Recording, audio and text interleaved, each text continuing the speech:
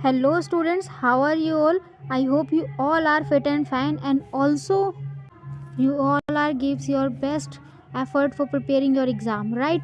So now let's start the video. ये video जो होने वाली है बेसिकली फॉर स्पेशली वीडियो जो है वो 5th सेमेस्टर्स के ऊपर होने वाली है। अगर आपके पास 5th सेमेस्टर में history of India that is a discipline subject है आपके पास, तो ये वीडियो आपके लिए मोस्ट इम्पॉर्टेंट होने वाली है। बिकॉज इसमें हम बहुत चीज़ें डिस्कस करेंगे। हम इसमें इंपॉर्टेंट क्वेश्चन डिस्कस करेंगे कि एग्ज़ाम में क्वेश्चन कैसे बनने वाला है। एग्ज़ाम बहुत दूर नहीं है आपके, मुश्किल से आपके पास अब 7 से 8 दिन है, मान के चलो कुछ ही दिन बचे हैं, ठीक है, हफ्ता भर। तो अब आपके पास एंड ऑफ द टाइम है कि आप अपने एग्ज़ाम्स की प्रिपरेशन बहुत अच्छे से कर लो।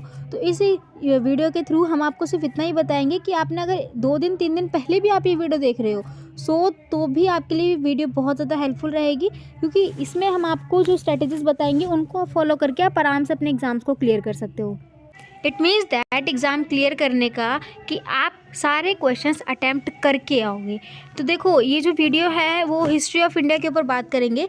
अगर आपके पास हिस्ट्री ऑफ इंडिया है 1750 से लेकर के 1857 तक का इतिहास आपको पढ़ना है हिस्ट्री ऑफ इंडिया की। हालांकि इस पर डिटेल सिलेबस की वीडियोस भी हमारी बनी हुई है, प्लेलिस्ट में आपको डिस्क्रिप्शन में डाल दूँगी, वहाँ से आप चेकआउट कर सकते हो।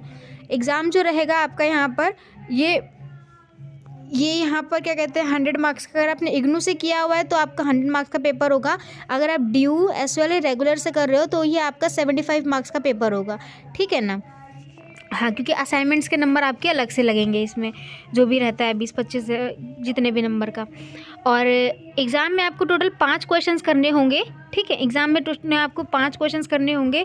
अगर पर ईच क्वेश्चन आपका कैरी करता है 12, 12.5, 15 नंबर का, तो आपको फिर 5 क्वेश्चन अटैम्प्ट करने होंगे। अगर ईच क्वेश्चन 18 नंबर कैरी करता है देन आपको 4 क्वेश्चन अटैम्प्ट करने होंगे, ठीक है। ये एग्ज़ाम का स्ट्रक्चर है, ठीक है, बीए वालों का। तो 5th सेमेस्टर के ऊपर ही वीडियो रहेगी। Now let's start the video कि अब एग्ज़ाम में क्वेश्चन बनते कैसे हैं। तो देखो, हिस्ट्री ऑफ इंडिया की बात होती है जहाँ पे हम भारत का इतिहास शुरू से पढ़ते हैं, और शुरुआती इतिहास में हम 1700 से पढ़ेंगे 1857 तक।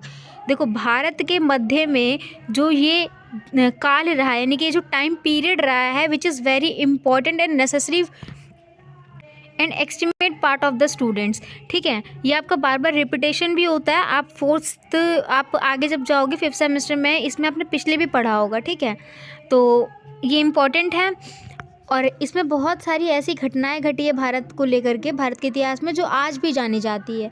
तो एग्ज़ाम में क्वेश्चन किस तरीके से बनेगा, यहाँ पे हम आइडिया ले लेते हैं। देखो, अगर आपका क्वेश्चन आया तो क्वेश्चन कुछ इस तरीके से बनेगा कि मध्य 18वीं शताब्दी में भारतीय राज्य व्यवस्था और समाज पर टिप्पणी करनी है।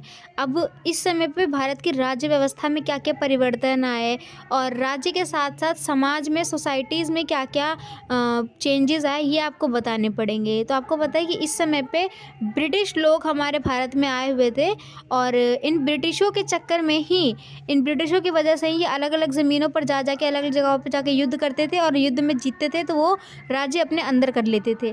तो इन्हीं सब को लेकर के यहाँ पर जो है धीरे धीरे करके उन्होंने अपना व्यापार बनाया, राज्य व्यवस्था अपनाई। तो ये आपको यहाँ पे आंसर लिखना होगा। सारे क्वेश्चंस आपको मिल जाएंगे, सारे क्वेश्चंस के आंसर्स भी आपको मिल जाएंगे, पर आपको उसके लिए आपको हमारा टेलीग्राम ग्रुप ज्वाइन करना होगा। लिंक आपको डिस्क्रिप्शन में दिया हुआ है, you can join there. Next question आप देखिए, ईस्ट इंडिया कंपनी की व्यापारिक नीतियां और औद्योगिक पूंजीवाद के उत्थान के साथ बदलती है। ध्यान से पढ़ना, क्वेश्चंस को दोबारा पढ़ लीजिए आप, कि ईस्ट इंडिया कंपनी की व्यापारिक नीतियां कैसे औद्योगिक पूंजीवाद के उत्थान के साथ बदलती है, ठीक है। ईस्ट इंडिया कंपनी जो यहाँ पर आई थी, ईस्ट इंडिया कंपनी, आईटीसी जब कंपनी यहाँ पे आई थी तो उसने क्या अपनी इकोनॉमिक नीतियाँ बना रखी थी, जो कैपिटलाइजेशन पे बहुत ज़्यादा फॉलो करता था। तो ये आपको पता होगा कि उसने किस तरीके से किया था। उसने कपड़ा उद्योग यहाँ पर खोले, भारत में आकर के वो अपनी यहाँ के कपड़े को महंगा बेचता था, जबकि भारत से ही लेकर के जाता था वो कच्चा माल वगैरह। भारत में कपड़ा महंगा बेचने लगा, कर लेने लग गया। तो ये सारी व्यापारिक नीतियाँ जो थी उसने अपनाई। इसका अभी हम सिर्फ क्वेश्चन डिस्कस करेंगे, आंसर नहीं। आंसर आपको वहाँ पे टेलीग्राम पे मिल जाएगा, नहीं तो अगर आपको इन सभी क्वेश्चंस के आंसर भी चाहिए आप कमेंट बॉक्स में बताइएगा, then we will definitely will come with an video, then we will discuss all the questions of answers, ठीक है।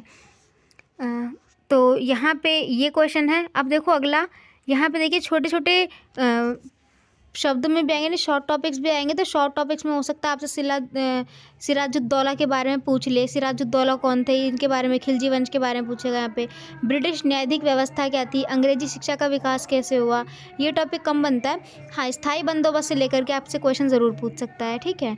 अगला क्वेश्चन देख लीजिए, औद्योगिकरण शब्द से आप क्या समझते हैं? औद्योगिकरण का विवाद पर बताना है।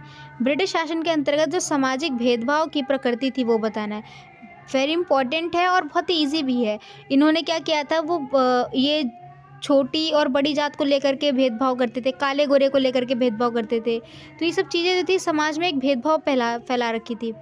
देखिए यहाँ पे आप शॉर्ट नोट से ज़रूर प्रिपेयर करके जाइएगा। शॉर्ट नोट और साथ में अगर लॉन्ग क्वेश्चन भी बन जाए तो आप आराम से कर पाओगे। संताल विद्रोह क्या था, 1857 विद्रोह के कारण क्या थे। नेक्स्ट वीडियो जो रहेगी, मैं आपको पहले अपडेट दे देती हूँ, नेक्स्ट वीडियो में हम कम्प्लीटली कवर करेंगे 1857 का जो वॉर हुआ था, ठीक है। 1857 का जो वॉर हुआ था किस कारण हुआ, मतलब जितने भी तरीके के क्वेश्चन यहाँ से बन सकते हैं वो हम कवर करेंगे। सो अगर आपको इस टॉपिक पे वीडियो चाहिए please do comment in the box. Next, औद्योगिक बगानों में, ये क्वेश्चन कम बनता है, उतना नहीं बनता है। ब्रिटिश शासन के अंतर्गत कृषि के वाणिज्यीकरण के प्रभाव के बारे में बताने, कृषि पर किस तरीके का प्रभाव पड़ा ब्रिटिशों के कारण। तो ये क्वेश्चन आपके लिए इंपॉर्टेंट है। आई होप सो कि यहाँ से आपको एक आइडिया लग गया होगा कि किस तरीके के क्वेश्चन आपके एग्जाम में रहेंगे। और एक चीज़ मैं आपको और बता देती हूँ, क्वेश्चन को अटेम्प्ट करने से पहले मस्ट है कि आपको उसको 2 से 3 बार ज़रूर पढ़ना है। और 2 से 3 बार पढ़ने से ये रहेगा कि आपके माइंड के अंदर एक स्ट्रक्चर तैयार हो जाएगा कि हाँ मैं यहाँ ये पॉइंट्स लिख सकता हूँ, कुछ इस टाइप के पॉइंट्स यहाँ पे लिख सकता हूँ, ये लिख सकती हूँ, ओके। और एक चीज़ आपको और रिमेंबर रखनी है विच इज़ वेरी इंपॉर्टेंट, कि हर एक क्वेश्चन को divided into 3 parts. You have to divide the all question into 3 parts. First is the introduction, second the body and the third is conclusion, okay. तो ये part रहने वाला है और इसी के अकॉर्डिंग आप अपना आंसर लिखिएगा। आई होप से ये वीडियो आपके लिए बहुत ज़्यादा हेल्पफुल रही होगी। और इसी टाइप की अगर और भी वीडियोस चाहिए, कोई और भी डाउट्स है तो आप हमारा टेलीग्राम ग्रुप ज्वाइन कर सकते हैं, वहाँ डिस्कशन ग्रुप है। आंसर लिखो, वहाँ पर दिखाओ, अगर उसको और हम बेहतर बना सकते हैं तो हम भी वहाँ पर बताएंगे कि इस क्वेश्चन को इस तरीके से करिए। मतलब इनकरेक्ट रहा तो हम उस पर डेफिनेटली आप पे बात करेंगे। आप अपने आंसर्स को वहाँ शेयर कर सकते हो, आंसर राइटिंग को वहाँ दिखा सकते हो, कोई भी डाउट वगैरह आप पूछ सकते हो। बाकी मिलते हैं नेक्स्ट वीडियो में। Thanks to being and thanks for watching.